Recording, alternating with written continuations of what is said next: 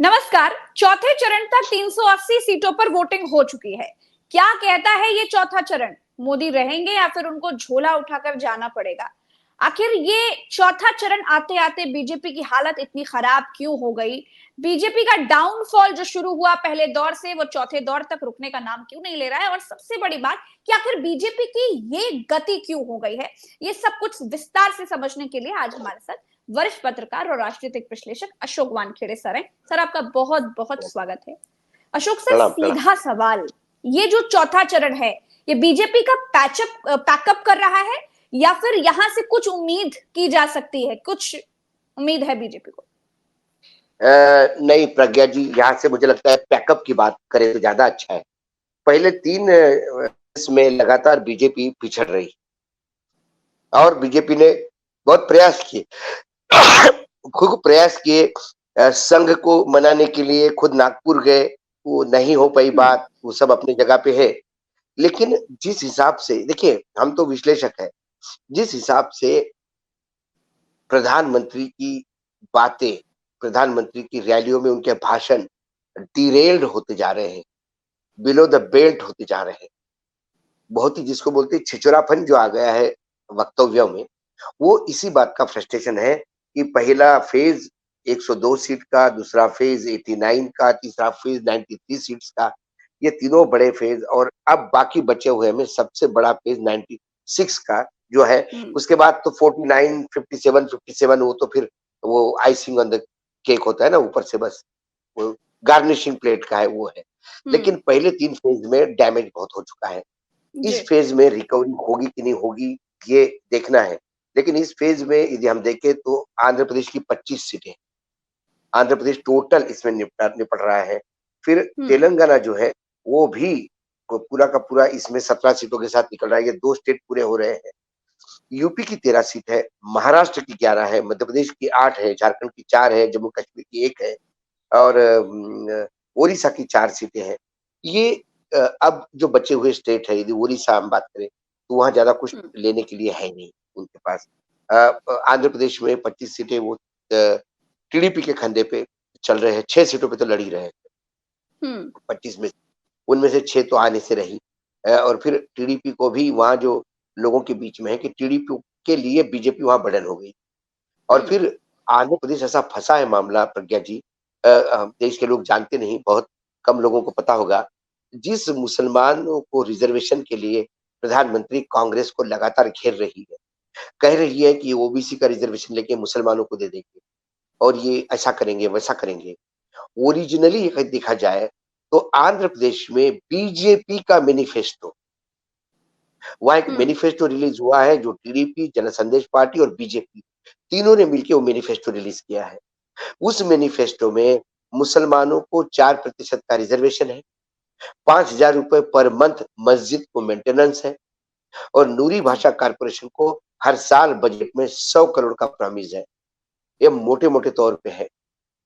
तो आंध्र प्रदेश की बात करते से बीजेपी थोड़ी अनकंफर्टेबल हो जाती है। जब हमने कहा कि भाई आंध्र प्रदेश में आप आए हो, बोले हम नहीं दे रहे, वो टीडीपी का है। तो मैंने उस पे तो आपका भी एम्बलम छपा है, कमल तो उसमें भी छपा है।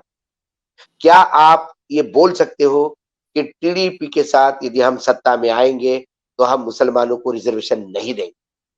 क्या प्रधानमंत्री जी ये बात कह सकते हैं आंध्र प्रदेश में? प्रधानमंत्री कहते कि मैं धर्म पर रिजर्वेशन के सख्त खिलाफ। ठीक है, बिल्कुल, ये आपकी रणनीति हो सकती है, लाइन है, एक फिलोसॉफी है, थ्योरी है, ये विचारधारा है पार्टी। यदि बीजेपी की विचारधारा है कि धर्म पे नाम की रिजर्वेशन नहीं देते, तो बीजेपी ने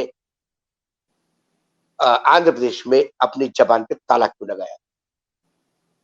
ये ऐसी कई चीजें, इस चरण में वो राज्य है, बिहार के सर, 5 है।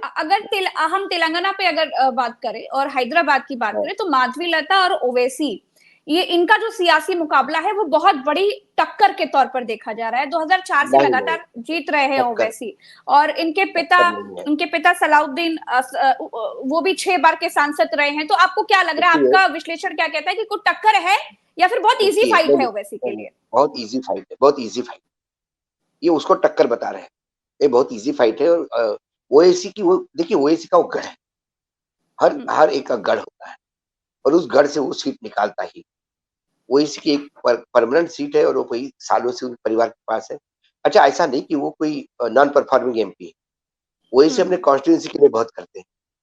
उनका एक एक वोटर है, उसका भाई वहाँ से एमएलए होता है। और आपने देखा होगा पिछली बार जब नगर पालिका के चुनाव होते, महानगर पालिका हैदराबाद के, तो पहली बार बीजेपी ने मतलब योगी आदित्यनाथ और से लेके अमित शाह तक सब लोगों ने म्युनिसिपल कॉर्पोरेशन के इलेक्शन में पूरी ताल ठोक दी। बिल्कुल। उसमें हुआ क्या? बीजेपी की टैली बढ़ी, लेकिन ओवैसी का एक भी कारपोरेटर हारा नहीं। उसका हम्म। जो फुटप्रिंट है, जितनी सीटें थी उतनी ही आई। तो ओवैसी का ठीक है, ये ओवैसी को वहाँ चैलेंज देते हैं, ओवैसी बाकी जगह पे इनका बी टीम करके काम करती है। ये मिली-जुली कुश्ती, ये बताने के लिए कि भई हमने एक हार्ड हिंदुत्व वाली महिला को, जो हार्डकोर हिंदुत्व की लाइन लेती है, उसको उतारा। सवाल अब लाइन तो का नहीं माधवी होता है, लता सवाल 400-500 करोड़ का कुछ लालच भी देती हुई नजर आई। सोशल मीडिया पर तमाम ऐसे वीडियोस दिखाई दे रहे अरे हैं। पूछिए मत, देखिए वीडियो तो अब हम्म। सोशल मीडिया पे वीडियो की तो बात ही छोड़िए। सोशल मीडिया ने तो जो ये किया है काम, खासकर उसने, तो मुझे लगता है सभी राजनीतिक दलों को ध्वस्त कर दिया है। ये जो गोदी मीडिया पे खर्चा कर करके वो जो अभी तक अपना परसेप्शन बनाते थे, तो एक सच्चाई क्या है और नग्न सत्य जो है वो लोगों के सामने यूट्यूबर्स ने लाया, सोशल मीडिया ने लाया। हम सोशल मीडिया के एक अंग है, तो वहां हम्म। पे अब वो कुछ चीज चलती नहीं। जब वो कहते हैं कि हमने ये किया था, हम बोलते हैं, ये आपने ये किया। अभी जैसे हम आंध्र प्रदेश की बात बता ही रहे हैं, जिस आंध्र प्रदेश में 25 सीटें हैं, वहां मुसलमानों हम्म। को रिजर्वेशन बीजेपी स्वयं दे रही है। हम्म। या बीजेपी डिनाई करे कि हम नहीं दे रहे हैं, बीजेपी डिनाई करे। तो सवाल ये है कि आप कितने सब्जेक्टिव है। जहाँ जी। मुसलमानों का वोट चाहिए वहां पे आपको रिजर्वेशन देना है, और पूरे देश में हिंदुओं को कंसोलिडेट करना है, इसलिए मुसलमानों को गाली देना है। तो मुसलमानों का वो यूज कौन कर रहा है? बीजेपी कर रही है। मुसलमानों को बिल्कुल। डर लगा के, मुसलमानों का डर दिखा के सारे हिंदुओं को सर, इकट्ठा कर रहे हैं। महाराष्ट्र की 11 सीटों पर आपका क्या विश्लेषण है? महाराष्ट्र की 11 सीटें बड़ी इंटरेस्टिंग है। मैं बता रहा हूँ आपको। और जी। इस बार हम मध्य प्रदेश की भी बात करेंगे और महाराष्ट्र की भी बात करेंगे। हम्म। महाराष्ट्र की जो 11 सीटें हैं, अ, उस पे मैं 1 मिनट में आता हूँ, मैं महाराष्ट्र पे। हम्म। हम्म। 1 सेकंड दे दीजिए मुझे, मैं सारी सीटें क्योंकि सर ये जो लिख ली चौथा थी। चरण है ये बड़ा निर्णायक हाँ, चरण है बीजेपी के लिए। हाँ, इस चौथे चरण बिल्कुल, के बाद कुछ बचेगा नहीं। और इस चरण में भी बीजेपी बचेगा के नहीं। पास खोने के लिए बहुत कुछ है और देखिए, विपक्ष के पास खोने के लिए कुछ नहीं। महाराष्ट्र की पहले 3 फेज में तो बीजेपी वॉश आउट। अच्छा। हाँ, हाँ, हाँ। ये चौथा फेज है, जहाँ हम्म।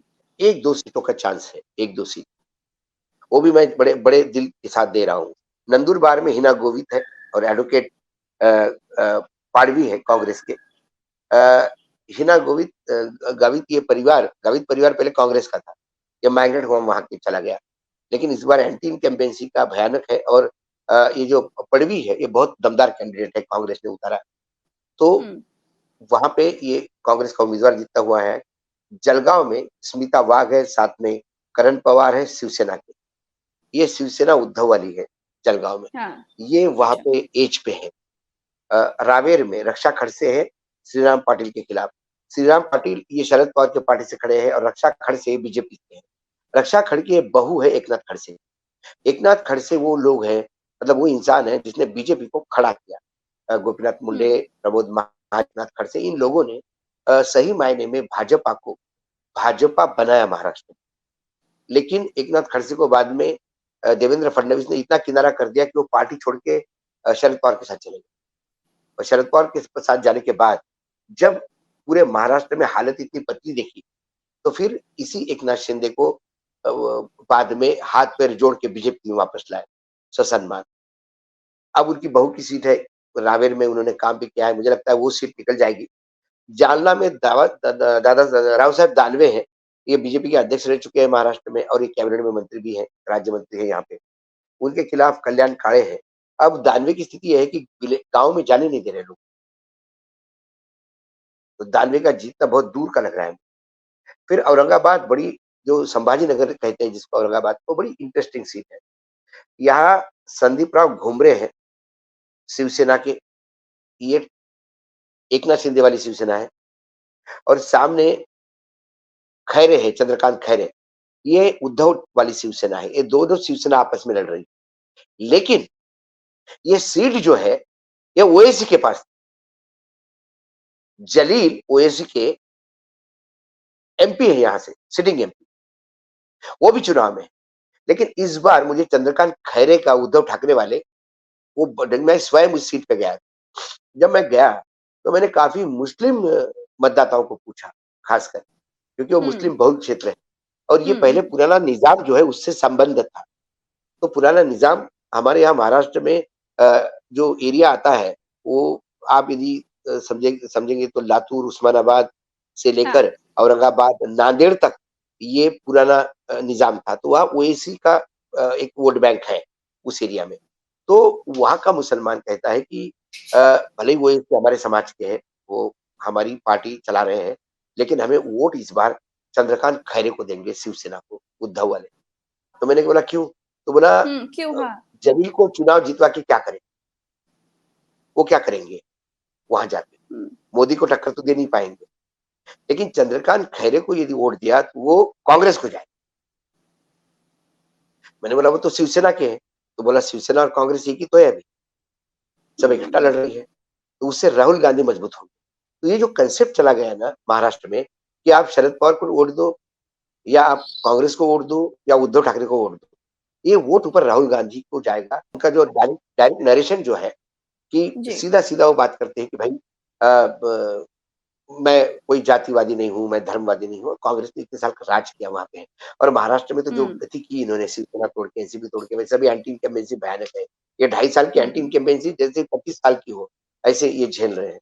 ऐसे में ये औरंगाबाद, मैंने संभाजी नगर वाली सीट है, और मतलब ये मुझे अभी भी इंडिया के खाते में जाता है। उसके बाद हम्म मावळ करके एक है, निनांग बर्ने और संजोगराव पाटिल, वहां पे भी दोनों शिवसेना आमने सामने लड़ रही है। हम्म यहाँ पे थोड़ा मुझे ये कांटे की टक्कर वाला मामला है, या उद्धव ठाकरे की शिवसेना और एकनाथ शिंदे की शिवसेना, बिल्कुल कांटे की टक्कर है। जो भी निकलेगा जरा मार्जिन से निकलेगा।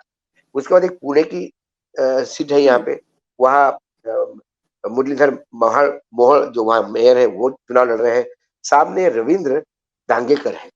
अब ये रविंद्र दंगेकर जो है, इसकी हम्म खासियत ये है कि महाराष्ट्र में पुणे में एक कस्बा नाम की कॉन्स्टिट्यूंसी, और उस कस्बा में बाई इलेक्शन हुआ था, और कस्बा ये हार्डकोर बीजेपी कॉन्स्टिट्यूंसी है। लोग कहते हैं हम्म कि भाई किसी चलते रास्ते चलते आदमी को खड़ा कर दो, बीजेपी के नाम पे वो जीत जाए। लेकिन वहां बाई इलेक्शन में बीजेपी हारी और कांग्रेस जीती। हम्म तो वो जो जो जायंट किलर था रविंद्र दांगेकर, इसी को लोकसभा के लिए उतारा।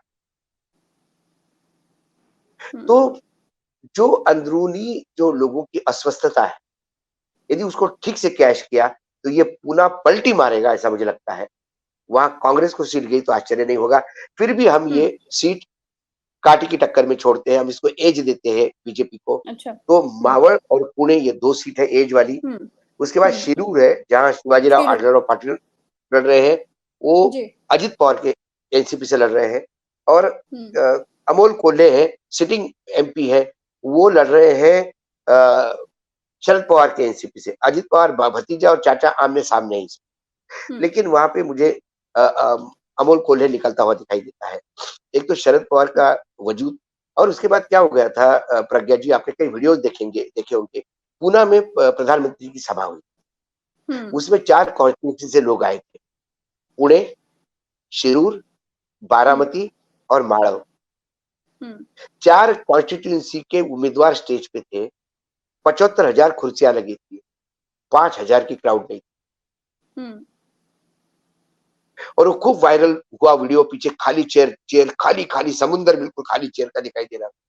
हम्म ये इंडिकेट करता है कि पूरा जोर लगाने के बाद 4 उम्मीदवार 17,000 चेयर भर नहीं पाए प्रधानमंत्री की रैली में। वो लोग हम्म इकट्ठा नहीं कर पाए, इसका मतलब कार्यकर्ता ही उत्साहित नहीं। क्यों नहीं है? बीजेपी का कार्यकर्ता रास्ते पे क्यों नहीं निकलता? किस लिए हम्म निकलेगा? 25% तो बीजेपी ओरिजिनल रह गई है, 75% तो बाहर से लोग आए हैं, जिनके हम्म खिलाफ जीवन भर संघर्ष किया, वही उनके नेता बन के, मंत्री बन के आए हैं। उनको सलाम करना पड़ रहा है। तो भाजपा का जो डायल्यूशन हुआ है, वो सबसे ज्यादा हम्म महाराष्ट्र में। मुझे महाराष्ट्र में एक ओरिजिनल भाजपा है, उसमें 2 हम्म फाड़ है, एक मोदी निष्ठ भाजपा, एक संघनिष्ठ हम्म भाजपा। और बाकी बची हुई भाजपा में कांग्रेस भाजपा, सेना भाजपा, राष्ट्रवादी भाजपा, नवनिर्माण सेना, राज ठाकरे की भाजपा, तो अलग अलग पार्टी से गए हुए लोगों के गुट बने हैं वहां। अच्छा, इस वजह से वहां स्थिति बहुत खराब है। ये तो मैंने शिरूर भी जा रही शिरूर जा जा रही रहा है है, बिल्कुल शिरूर। जा रहा है। फिर उसके ठीक, बाद अहमदनगर, अहमदनगर। शिरडी और बीड, 3 अहमदनगर बची। अहमदनगर में सुजय विखे पाटिल है जो सिटिंग एमपी है। देखिए अहमदनगर एक कोऑपरेटिव का डेन है। वहां पे विखे पाटिल का एक घराना है, एक कोल्हे का घराना है, एक काळे का घराना है। इनके शुगर मिल्स है, बैंक्स है, डेयरीज है, ये सब बटा हुआ मामला है। आप सर तो इतनी उन्होंने क्या किया, इतनी सच्ची बातें कर रहे हैं ना कि बीच में जो है आपको रोकने के बड़े प्रयास हो रहे हैं। हजम नहीं हो रहा है लोगों से तो सच। लोगों को बोलिए। तो उसमें ये हो रहा हाँ, है कि अहमदनगर, हाँ। वो अहमदनगर में वीके पाटिल और शरद पवार जी का बहुत पुराना बैर है, 36 का आंकड़ा है। तो शरद पवार जी ने वो सीट नहीं छोड़ी, तो उस सीट पे अपने लड़के को एमपी बनाने के लिए वीके पाटिल बीजेपी में चले। बीजेपी ने उनके अच्छा। बेटे को टिकट दी और वीके पाटिल ने अपने बेटे को लड़वा के लाया। तब कांग्रेस ने भी अंदर से साथ दिया था कि चलो भाई ये सीट मांग रहे थे, देते तो अजित पवार क्या होता। लेकिन अब चेंज हो गया है सीजन, सिचुएशन ये चेंज हो गई कि शरद पवार की भी पार्टी टूट गई है। और अब ये जो पूरा गोलमाल हुआ है, इसमें शरद पवार ने जिस आदमी को उतारा है, नीलेश लंके, वो एमएलए है वहां का, और जिसको बोलते हैं ना जमीन का जुड़ा हुआ घाटी नेता, वो है। याद करिए कोविड के टाइम पे महाराष्ट्र में एक विधायक ने एक ओपन ग्राउंड में एक अस्पताल बना दिया जी। और गांव के लोग बैलगाड़ी से वहां अनाज लाते थे, फ्रूट्स लाते थे, दूध लाते थे, लोग सब इकट्ठा करके वो 1000 वाला चला रहे थे, 1000 हॉस्पिटल वाला बेड चला रहे थे। उसका नाम दिया था उसने शरद चंद्र पवार हॉस्पिटल। ये वो लंकेश है, लंके है, बहुत फेमस है महाराष्ट्र। ये लंके इस बार सुजय विखे पाटिल को नाक में दम कर, और शिवसेना और सारे लोग इकट्ठा हो गए हैं, तो ये सीट मुझे जाती हुई नजर आती है। फिर भी मुझे इसको टक्कर में रखता हूँ। शिरडी में सदाशिव लोखंडे है, ये शिवसेना शिंदे की तरफ से है। भाऊ साहब वाकचौरे ये उद्धव की तरफ से है, वाकचौरे पहले भी रह चुके हैं, तो वाकचौरे को क्लियर कट एड है। और अब जो सबसे चर्चित सीट है वो है बीड़, गोपीनाथ मुंडे की बेटी पंकजा मुंडे लड़ रही है। ये राष्ट्रवादी कांग्रेस जो शरद पवार की उन्होंने उतारा है। लेकिन यहाँ पे प्रज्ञा जी लग रहा था कि ये पंकजा निकल जाएगी, लेकिन अभी कुछ मतलब प्रधानमंत्री के एक वीडियो आया मुझे, उसमें तो 1000 लोग भी नहीं दिख रहे। जो लोगों की उदासीनता है, ये तो पंकजा को बीजेपी ने जो साइडलाइन किया, पंकजा कुछ सेटल नहीं कर रही है बीजेपी, उसके बहन का टिकट काट के ही पंकजा को दिया, पंकजा को महाराष्ट्र से बाहर निकालने का प्रयास है। सब लोगों को लगता है पंकजा जाके भी क्या करेगी, ये सीट भी मुझे जाती हुई दिखाई देती है।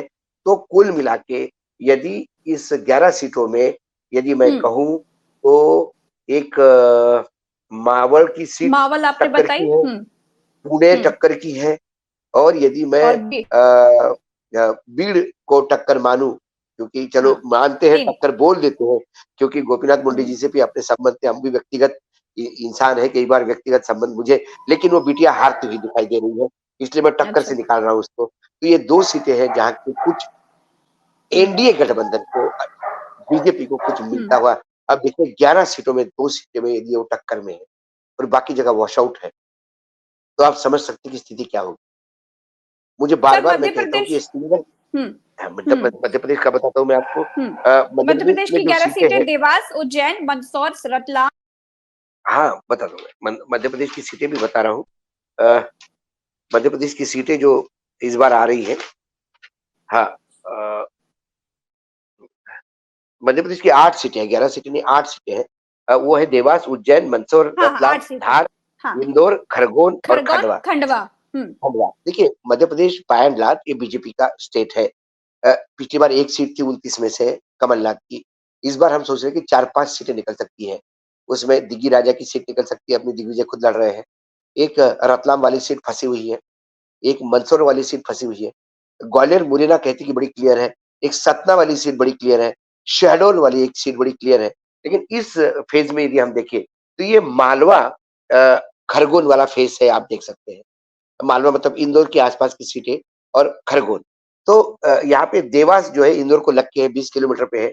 देवास में मुझे जो महेंद्र सोलंकी है वो मुझे बीजेपी की जीतते हुए नजर आते हैं। उज्जैन में अनिल फिरोजिया इतना दमदार उम्मीदवार नहीं, लेकिन उज्जैन से मुख्यमंत्री आते हैं, मुख्यमंत्री का घर है उज्जैन, तो मुख्यमंत्री ने पूरी ताकत लगा दी तो वो सीट बीजेपी निकाल लेगी। मंदसौर में सुधीर गुप्ता है बीजेपी के और दिलीप गुर्जर है। दिलीप गुर्जर एक बहुत पुराना, मतलब मैं जब कॉलेज में हुआ करता था तो हमारे साथ का कॉलेज का नेता है, स्टूडेंट पॉलिटिक्स से निकला हुआ।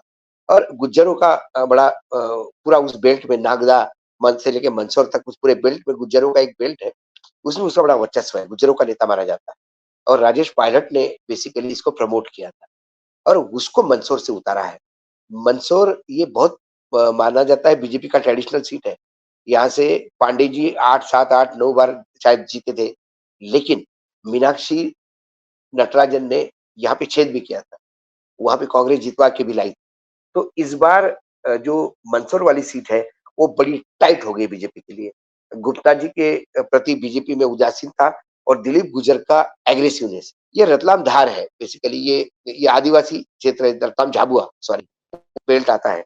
इसमें कांतिलाल भूरिया का बहुत बड़ा एज है, ये सीट निकल सकती है वहां पे बीजेपी के सामने। धार ये बीजेपी का गढ़ है, वहां स्मृति ठाकुर वो चुनाव जीत जाएगी। इंदौर शंकर इंदौर। लालवानी है, तो इंदौर में तो आपने देख ही लिया होगा कैसा बीजेपी ने कांग्रेस के उम्मीदवार से विड्रॉल जी। करवा लिया और वहां तो अभी है ही नहीं।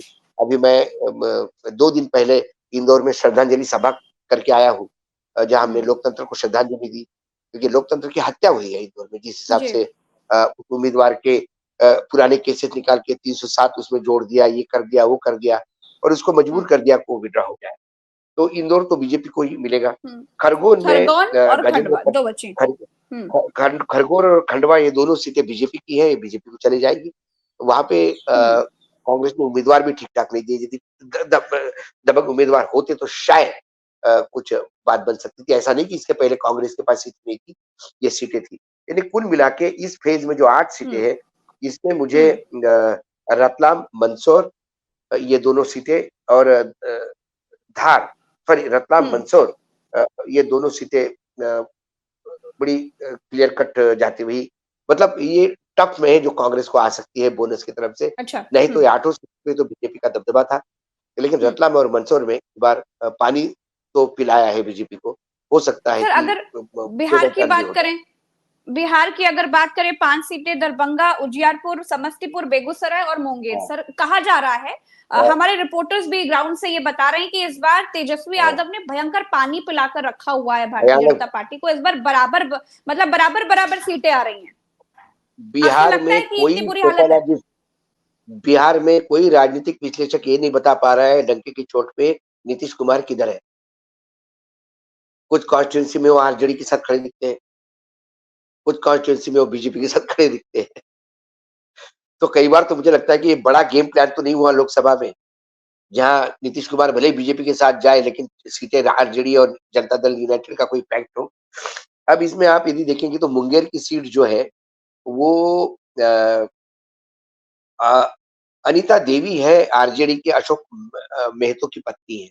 अशोक मेहतो एक बाहुबली है और वहां कुर्मी है वहां पे, और कुर्मी का मतदाता भी ज्यादा है।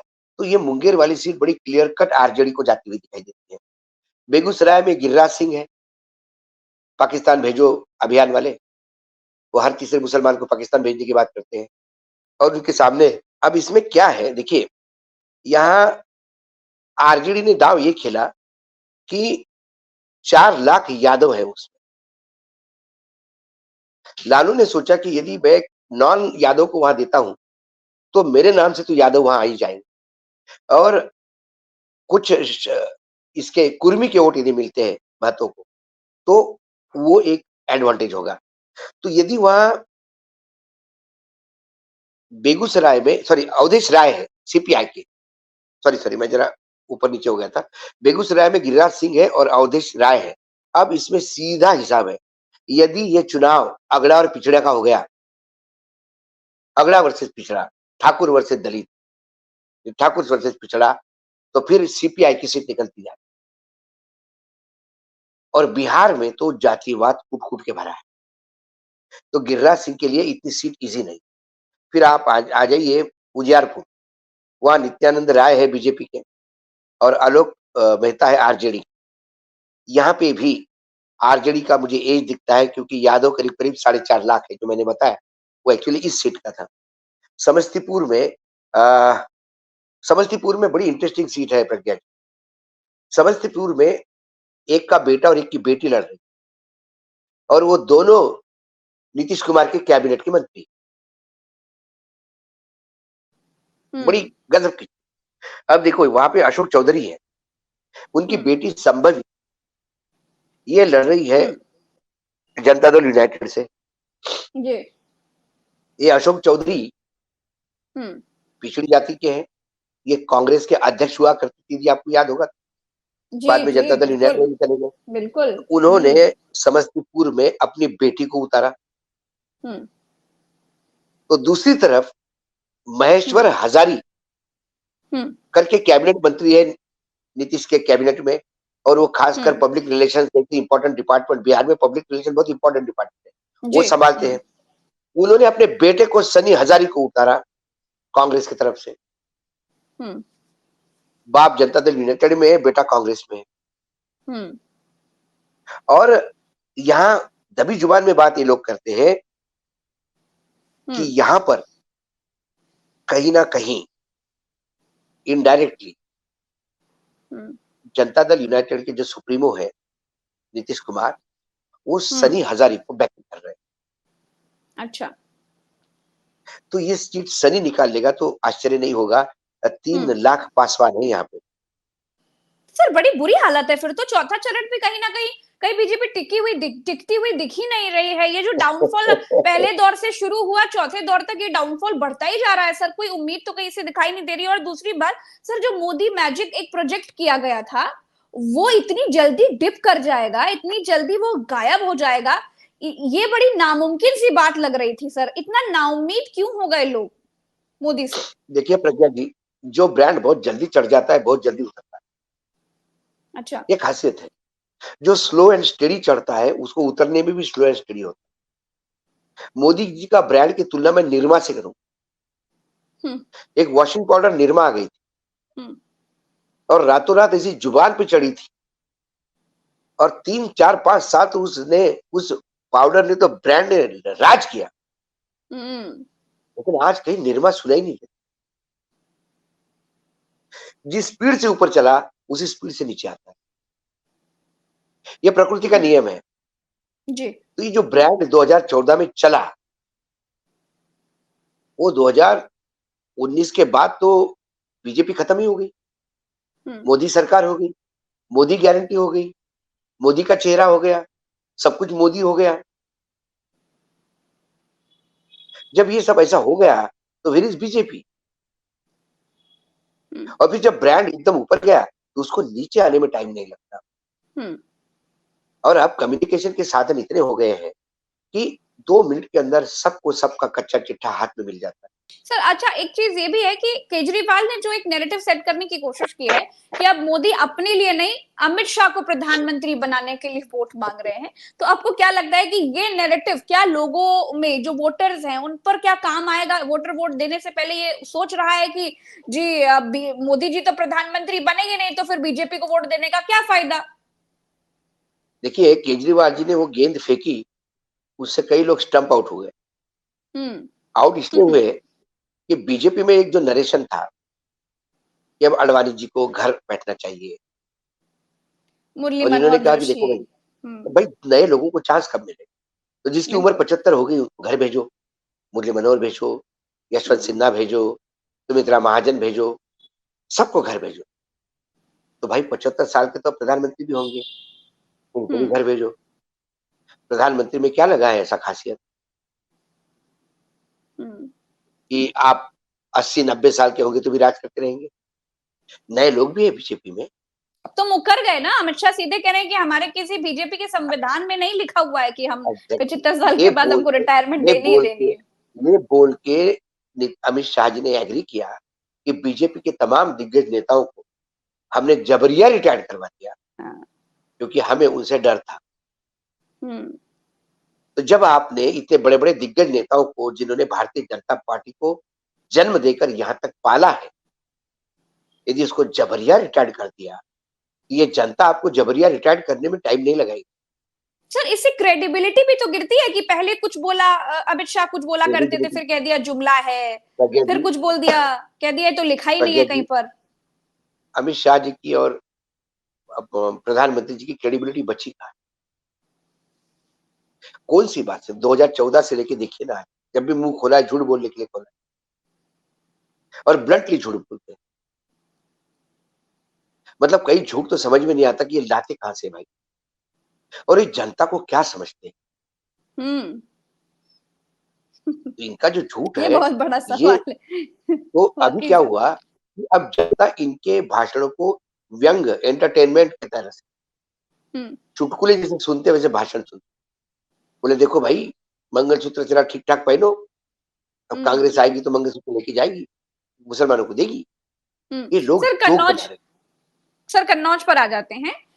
सर उत्तर प्रदेश की 13 सीटों में जो सबसे महत्वपूर्ण सीट बोली जा रही है वो ये है कन्नौज, जहां पे बिल्कुल सीधी फाइट है, जहां से सांसद सुब्रत पाठक ने अखिलेश यादव की पत्नी डिंपल यादव को 1,24,053 वोटों से हराया था। इस बार अखिलेश यादव ये सियासी बदला लेने के लिए पूरे मूड में दिखाई दे रहे हैं। आपको क्या लगता है कि बदला ले पाएंगे? हाँ, बदला ले पाएंगे। कन्नौज की सीट हम्म। निकल जाएगी अखिलेश की।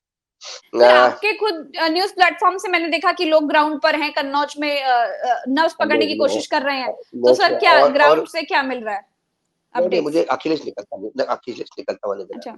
देखिए, बीजेपी का कैडर ही उत्साहित बेसिकली। हम्म। और क्या बेसिक प्रॉब्लम, क्या उत्तर प्रदेश में योगी जी या राम मंदिर बनने से महंगाई कम हो गई क्या? हम्म। आप देखिए, आप तो इतना ग्राउंड रिपोर्टिंग करते हैं, आप लोगों के चेहरे पे देखिए, इतनी मासूमियत, मतलब मायूसी छाई हुई है। लोगों ने होप छोड़ दिए। बच्चे डीएड बीएड करके 4-4 5-5 साल से घर बैठे हैं, नौकरियां नहीं है। ये कहते हैं कि हम रिजर्वेशन खत्म नहीं करेंगे। मैं जानता हूं कि रिजर्वेशन खत्म नहीं करेंगे प्रधानमंत्री, लेकिन प्रधानमंत्री जी प्राइवेटाइजेशन करेंगे या रिजर्वेशन हम्म। नहीं होगा। भाई रेलवे का प्राइवेटाइजेशन कर दो, तो रेलवे में रिजर्वेशन खत्म। महाराष्ट्र में पुलिस का सोर्सिंग आउटसोर्सिंग किया, कैन यू इमेजिन? ठेके पे पुलिस। अब जब ठेके पे पुलिस लोगे तो रिजर्वेशन कहां से होगा? तो ये कतई कोई बिल नहीं लाएंगे रिजर्वेशन खत्म करने का, लेकिन ये चीजों को प्राइवेटाइज करके रिजर्वेशन पॉलिसी खत्म करेंगे। ये मनुस्मृति लाना चाहते हैं, ये सवर्णों का राज राज लाना चाहते हैं, ये ओबीसी पिछड़ों को उसी पीरियड में वापस लेके जाना चाहता है जहां पानी पीने के लिए भी अलग कुआं होता था और बाल काटने हम्म। के लिए नाई की दुकान अलग। इनकी मानसिकता है ये। तो सर इतनी बुरी हालत है, यूपी भी निकल रही है, कुछ खास संकेत नहीं मिल रहे हैं यहाँ से। आपने बोला महाराष्ट्र में भी बहुत बुरा, आपने सिर्फ 2 ही सीटें दी, बोला वो भी टक्कर में, आप बता रहे हैं बुरे हाल हैं। बिहार में तो और भी ज्यादा बुरे हाल हैं, आंध्र प्रदेश में बुरे हाल है। तो सर इस हिसाब से अगर हम देखें तो फिर ये चौथा चरण बीजेपी के लिए कुछ अच्छा संकेत तो नहीं लेकर आके आ रहा है? नहीं नहीं, बिल्कुल नहीं, बिल्कुल नहीं आ रहा है। हम्म। बिल्कुल नहीं आ रहा है। इसीलिए वो शरद पवार को न्योता दे रहे हैं, हम्म। इसीलिए वो उद्धव उद्धव के लिए विंडो खोल रहे हैं। हम्म। प्रधानमंत्री को ये कहना कि उद्धव के, कभी भी उद्धव पे संकट आया तो मैं रात को खड़ा हो जाऊंगा उसकी।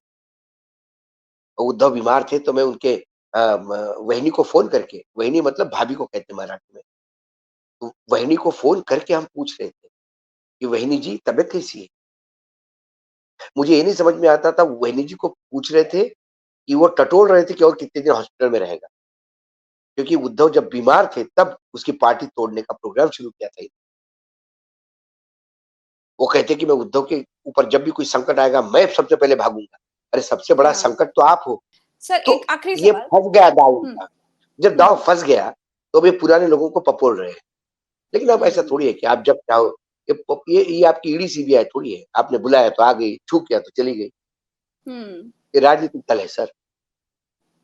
सर बतौर अरविंद केजरीवाल, बकौल अरविंद केजरीवाल सबसे पहले योगी आदित्यनाथ को रास्ते से हटाया जाएगा, उनको मुख्यमंत्री पद से हटाया यकीनन, जाएगा। तो यकीनन, आपको क्या यकीनन। लगता है कि अगर ऐसी चीजें योगी आदित्यनाथ के दिमाग में भी चलेंगी तो क्या मोदी और शाह को उस तरह का सपोर्ट कर पाएंगे योगी आदित्यनाथ? जिस तरीके से हम देख रहे देखिए हैं क्षत्रियों की नाराजगी भी है। प्रज्ञा जी, हम घमासान देख रहे हैं एनडीए वर्सेस इंडिया, या बीजेपी सत्ता में आएगी। बीजेपी के अंदर एक बड़ा घमासान चल रहा है, मोदी के बाद कौन, हाँ, या 235 आए तो कौन, 220 आए तो कौन, ये उनके अंदर चल रहा है। अभी सत्ता और संगठन दोनों पे पूर्ण रूप से अमित शाह जी का कब्जा, प्रधानमंत्री को भी वही चलाते, इतना कंट्रोल उन्होंने ले लिया। तो वो क्या करेंगे? ये दिल्ली का इतिहास प्रज्ञा जी रक्त रंजित है। समय बदलते रहता है लेकिन दिल्ली की तासीर नहीं बदली।